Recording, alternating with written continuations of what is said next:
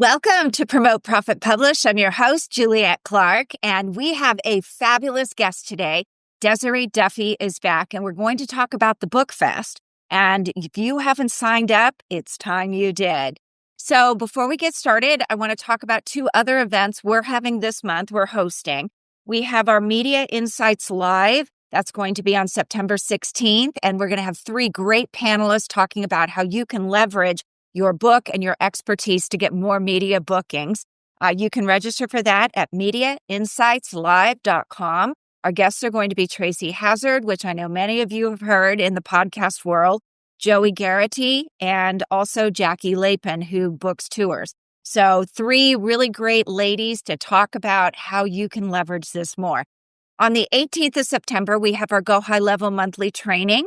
This month is Building Community, and you can register for that at ghlmonthly.com. Both events are free. We'd love to have you. There will be time to ask questions, and just get a whole lot of insight into how you can make your book marketing world better. Today's guest, Desiree Duffy, is the founder of Black Chateau, a marketing and public relations agency. Books That Make You, a Webby Award-winning multimedia brand that promotes books and authors through its website, podcast, and radio show, and the BookFest Adventure, a biannual online event uniting book lovers worldwide. That's actually what we're going to speak about today. Duffy is an advocate for spreading stories. Doesn't that sound really evil? Like she's a big gossiper, but she's really not.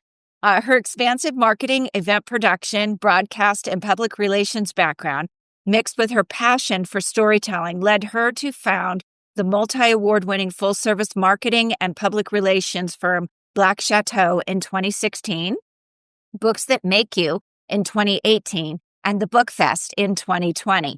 She is the executive producer for events, including the BookFest, the annual Beach Bound Book Bash, Jingle Books, and was the license holder and lead organizer for TEDx Reseda Boulevard in 2019. She hosts and is the executive producer for Books That Make You show, and she's programmed panels and placed speakers for a wide array of writers' conferences and organizations, including the Alliance for Women in Media, Digital Hollywood, the Paley Center for Media, IWOSC, Los Con, the Twin Cities Book Festival, Women in Business, WriterCon, and others.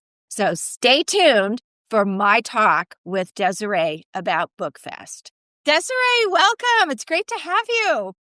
It's great to be back, Juliette. Thank you for inviting me. You're welcome. So we just had a big discussion about your event, the BookFest, and how the background, how, enormous a project like this is. And you do it twice a year. So kudos to you. You must have a great team. Oh, we have the best team and we have fun too. It's always an event and we have people that are posting on social media and helping in the chat room and things like that. Yeah. It's an amazing team.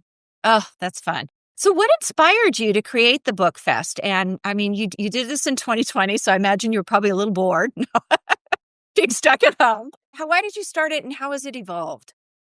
Yeah, so we always would be at the LA Times Festival of Books. We would have a tent there and invite our authors to come and sign. It was always one of the big things. Anybody in Southern California, even around the world, because I think it's the biggest book festival in the United States. At least that's what they claim. And it is. I mean, there's 150, 200,000 people for a 2-day event. And of course, all of our authors are excited to do that from Black Chateau. Black Chateau's PR marketing agency. They get to sign their books. We'd do a press release and social media and the whole thing. And then, of course, down happened. And everybody was doing the same thing, going, wait, I can't go out. Authors who had their books coming out or just came out, they weren't doing signings. They weren't able to do the LA Times Festival of Books. And I mean, this is going back. So nowadays we're on Zoom and things like that. Then you would say, hey, you want to Zoom? And people would be like, I don't understand what this Zoom thing is. And I had done like GoToMeeting and GoToWebinar. I don't even know if those companies are still around. I did like corporate webinars, sales trainings and events. And I was like, why don't we just do our event online? Honestly, everybody else started doing events online too. Everybody was doing Zoom meetups and Hangouts, and they were using whatever tools they could. It was so fun because at that moment in time, You just ran. You didn't worry about making mistakes because everybody was in the same boat. So there was a lot of just people giving each other a little bit of grace because, like, that first one we did was a little bit rocky and it was live. And we just had fun doing it. We got the book fest and that first iteration up and running in 6 weeks' time. I had actually gone to Brian, our web guy, and I was like, do they have this in a box? Is there like a webinar in a box type thing that we could do? And he's like, not quite the way you want to do it, but let me build that website. So he built the website. We did it all in 6 weeks. We were hand creating all of the speaker pages and the book pages. We did that by hand, but we did it because at that point in time, we had authors that wanted to get out there. And the bookish community, the world, they wanted to connect. And for me, it's all about connection. And if I may, one of the funniest and coolest and quirkiest things about that first one, so we were sitting around having a meeting just about 2 weeks before it even aired. And somebody said, wouldn't it be fun if we had something ironic and cute at the end, like a celebrity read the book Goodnight Moon as a way to close out the book fest? And I was like, yeah, somebody ironic like Danny Trejo, machete, kind of like this big, reading Goodnight Moon. And somebody said, we should ask him. And we did. And he said, yeah. So our first book fest, we had Danny Trejo reading Goodnight Moon. And then after that, he came back because he had his cookbook and his memoir and everything. So it was a great relationship after that as well. That is so cool. He is really accessible. I think it was Comic-Con my kids and I went to when we first moved here, and everybody else had these big lines, and he was just really friendly and nice. And he did pictures with the kids, even though everybody else was charging for them. He just did them. It was really nice that they got to meet him. So how is BookFest different from the other literary events and festivals out there? So we are online and we're still online. A lot of people are like, are you ever going to do an in-person and real life event? We've actually decided I'd rather align with some of the amazing writers' conferences and bookish events that are out there and amplify them because it's the same audience, but different. There's a lot of crossover, but I do love having this virtual space. It gives us the ability to do things a little bit faster and more fun. And it's a little bit more, think of it more like a broadcast than like a conference. And because of that, we record everything. It's accessible even after each book fest. All of the videos are recorded. People can watch on YouTube and the website. But then we support, and there's a lot of great conferences out there. Please don't get me wrong that I picked a few favorites. But there's WriterCon, which is in Oklahoma City, and that's close by. So we align with them, and that's for writers. There is also the Kauai Writers Conference in November. And if anybody has ever been to the island of Kauai, it is so amazing. So we've aligned with them. And then we've aligned with Reader Nation / Author Nation, which happens in Las Vegas. So they're similar to the BookFest in that we do day one for readers, day two for writers. They do a whole writers conference for authors. And then they also have a reader focused day where authors can sign books for fans and stuff like that. So those are the 3 writer conferences and real life events that we've aligned with. Very nice. Are you going to go to Author Nation this year? I will be there. I'm sort of excited about James Patterson. I might, Salt Lake's only 5 hours away. I might drive down for the day for that. So yeah. You're right. James Patterson is going to be there. They have some awesome speakers. Kevin Smith was there, I think, last year. I mean, I don't want to, go into detail because I'm not quite sure. I don't have it at my fingertips. But oh my goodness, Juliet, if you go, let's hang out. Let's absolutely. Yeah, fun. I've been thinking about it, and plus it's snowing here by then, so I'm always up for good weather. Yeah, and you can't beat Vegas, right? I mean, there's always something to do. Yeah, there's always too much gambling. No, I'm just kidding. I'm like a day gambler. I go for the day, I gamble, and I go home. I'm not an addict. So what are some of the biggest highlights and milestones from recent BookFest events? Because you've got so much going on. There's got to be really great stuff, happening that really stands out. Okay, so for the next book fest, I'll talk about that one. It's coming up October 25th and 26th. Again, free to attend. You can watch on YouTube, you can watch on the website. It's really cool because the honorary BookFest Achievement Award. So every season, because we do it spring and fall, we honor somebody who has made an outstanding contribution to the literary world, to authors, the bookish industry, as well as to the BookFest. You know, the ones who have supported us, especially from the early days. And I'm very proud to say that Mark Coker, who is currently with Draft to Digital, he founded, for people who might not realize it, Smashwords. And Smashwords back in the day just really opened up the whole idea of being an indie author and getting your book out there in various ways. So it's really cool that Mark Coker is joining us to accept the Honorary Achievement Award. He spoke at our book fest too several times. He's been in conversation. And then two of the authors, I'm so excited about all the authors, but we have Tom Perrotta. Now I actually met at the Kauai Writers Conference, and Tom Perrotta, a lot of people might recognize the TV show from HBO called The Leftovers, which was also a book where the people were just disappeared.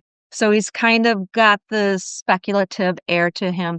He's also written All the Little Children, and many others. He's going to speak at the Book Fest, as well as Heather Graham. Now she's on the romance. Yeah, she's more on the romance side. She's speaking at this Book Fest. So that's just a little taste of some of the folks that you're going to see at this Book Fest. Who I think are highlights. But to answer your question, I mean, we've had so many amazing people speak over the years about various topics. And if anybody wants to see who's involved with the Book Fest, watch some of those old seminars and panels and conversations, you can do that at the BookFest website at thebookfest.com.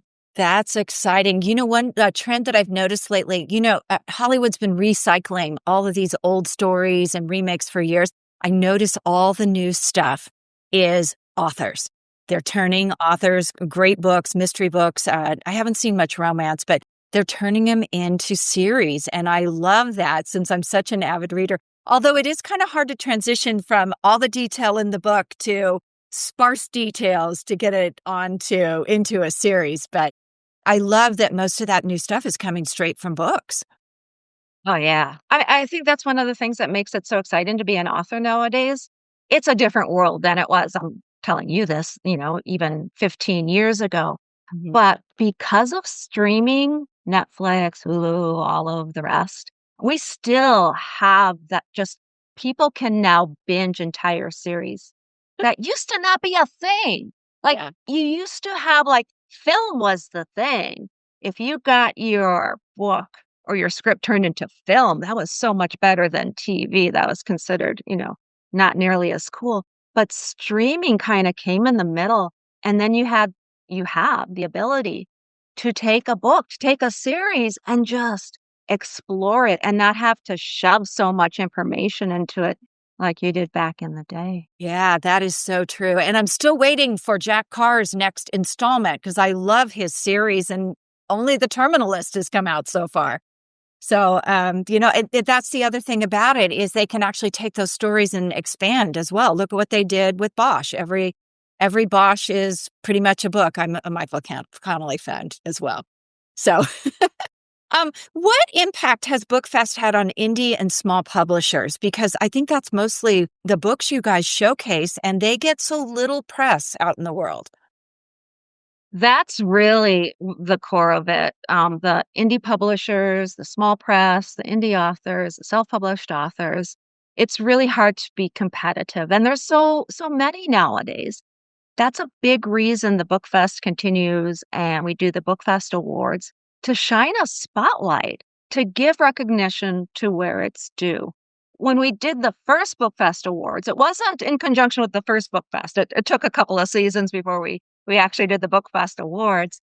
But then the idea was, hey, all these books had come out during 2020, 21, 22. These authors didn't get a chance to really promote it the way authors usually do. So we actually made the BookFest Award submission for 3 years previously to give those books a chance to be in the spotlight.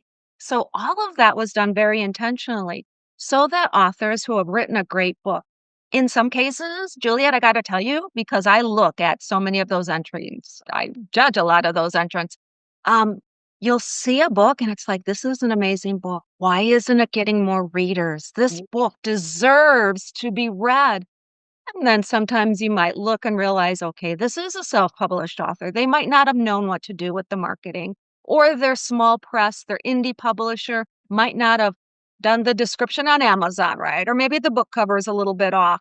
So we really want to judge and evaluate each book based on its merit, based on, you can tell sometimes the amazing dedication that an author will put into their book, whether it's research that they've done or hiring an illustrator, an artist in the case of graphic novels, or, just pouring their soul into their own story if it's a memoir.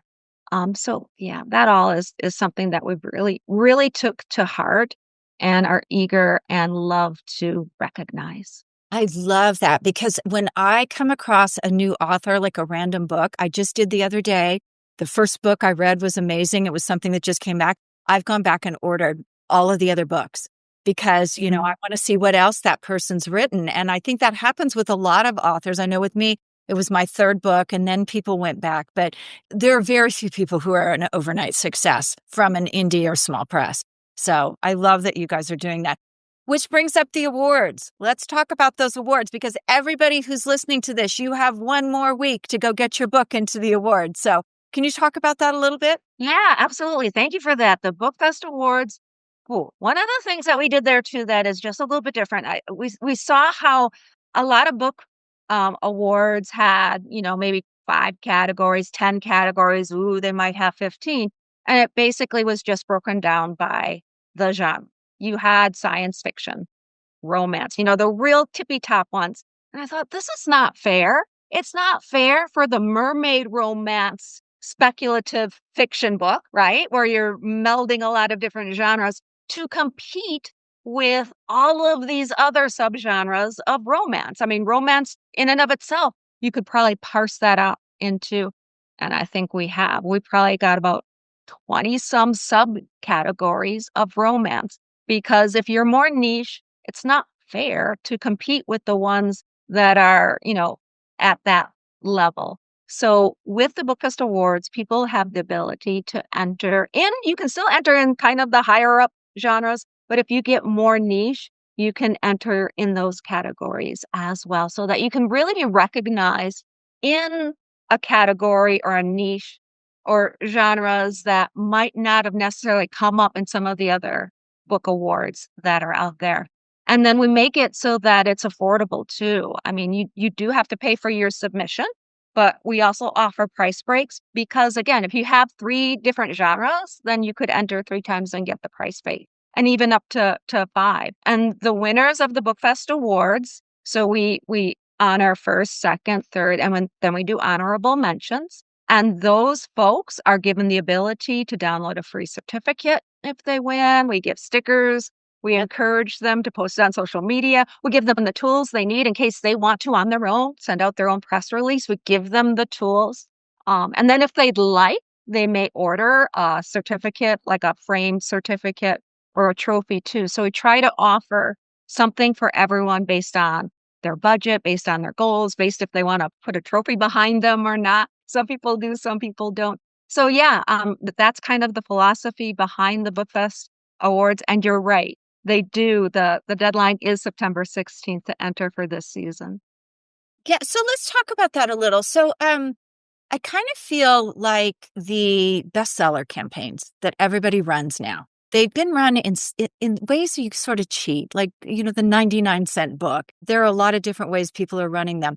I like this idea of the book awards because there's actually a third-party evaluation. You can run a bestseller campaign and have an audience buy it, and it may not be the best book. But when you have an outside third party or a group of people evaluating and you've won an award, I feel like that's really a nice authority piece. Exactly. And that's very intentional too. We have the BookFest Bellwethers, which is the judging body.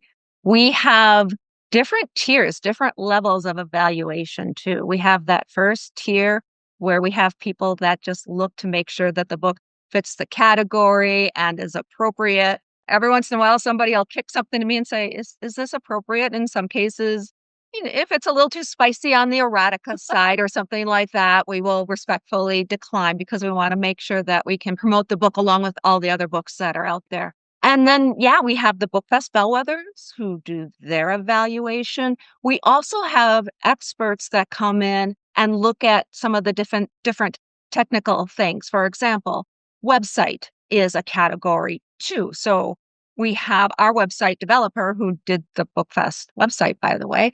He evaluates them. You know what we do for the book covers? We have an artist, or actually a couple of artists, that evaluate them because that's their area of expertise. And one of the fun things that we do is for the children's books. Do you know who evaluates the children's books? Children? Yes. Do you have children? Ah, that's so cool. Exactly, exactly. And it's funny because they get it. They understand. Even at a young age, they're ranging between the ages of 7 and 3. And, they'll say, "Oh, I don't like this book. Oh, yeah, I like that book." And the parent that sits with them, they're kind of evaluating too. And I've gotten feedback about how surprised that they are that the children are saying different things than what the adults thinks.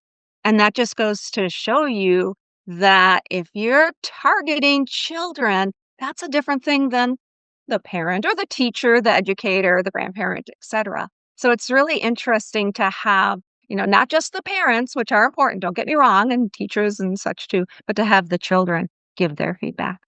That is amazing. When I worked at Mattel Toys, that was always the challenge, was the parent has the purchasing power, but the children are the one, and you probably saw that back, I would say late 90s, early 2000, the rise of advertising for children where, Mom, I need that Barbie.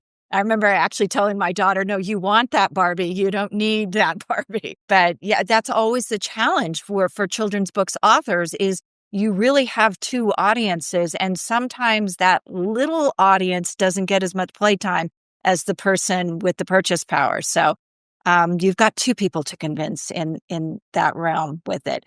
So how do we sign up? Where do we go for the book fest? Where do we go for the awards? I think it's all on one site I've been sending people to. How do we get everybody signed up? Yeah, it's easy. You can go to thebookfest.com. That's the URL. Very simple.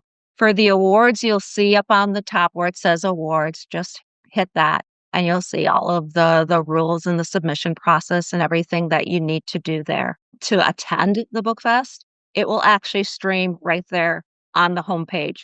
So easy that people get confused because people are constantly like, I didn't get a code. Where do I go? Where do I enter? I didn't get an Evite or whatever. And it's like, just watch right there on the homepage. You'll see it on the screen. Plus, if you want, we encourage people to go to YouTube. It's on the Books That Make You YouTube channel. The BookFest is underneath that one. So if you want to watch it natively on YouTube, you can watch it there. And then we will stream it on Facebook, and we've done X before. Sometimes the social media platforms, Facebook has this thing where it would only let you stream so long and then the stream would drop. So we always encourage for the best experience, YouTube or the website. But yeah, we try to get it out there in as many ways as possible. Yeah, that's great. So I want to encourage all you guys, even if you're shy, don't be that invisible author. Have the confidence to put your book up. You may not win this time, but maybe you enter again next time. But keep entering and don't discount, I think we're all harder on ourselves about our books than our readers are because we try to perfect it. So get in there, watch it. You have a whole day devoted for readers, don't you? Yeah, so day 1 is for readers and day 2 is for writers. And it's interesting too, because when we first started doing it was authors talking about their books. And then folks would come to me, they knew me from the industry and say, oh, I want to talk about the craft of writing. I want to talk about marketing or social media. I want to do what you would do at a writer's conference. And I was like, that's not what this is. This is for readers. And then I realized there's way too many people coming to me wanting to do this. So that's why we do the 2 days. And in all honesty, if you're a writer, you should be a reader. There's a big crossover between the two. And the day for writers, it includes your talk, if you want to talk a little bit about what you're going to be saying, and Okay. other authors and experts just talking about various aspects of marketing and promoting their book, publishing, getting an agent, etc. So, you want to talk about what you're going to say? I wasn't going to, but yeah, I'm going to be talking, I think, a half-hour talk on the 7 pillars of author platform building. And, for me, I think that's the part that everybody forgets about. They get so excited about writing, they get excited about publishing, but who's going to read that book? And we work with so many business owners who want to sell courses and things beyond that audience building is a very important piece. So we'll be talking a little bit about that, and hopefully people will listen. It's the hard work that nobody wants to do, is what it is. In fact, I just had a publisher who I did I'm doing some webinars for, and she said, "Is there any way to make this fun?" And I was like, "Don't think so. It's work." So, well, Yeah. that's it, you guys. Desiree, thank you so much, and go over to the bookfest.com. Get yourself registered for the event, get your book put in. There is criteria. I think it's 2020 to 2025, correct? For what? To enter. Your book had to be written between or published between those dates. Oh, yes, the last 3 years. Yeah. Okay. So, Yeah. Desiree, thank you. My pleasure. Thank you, Julia.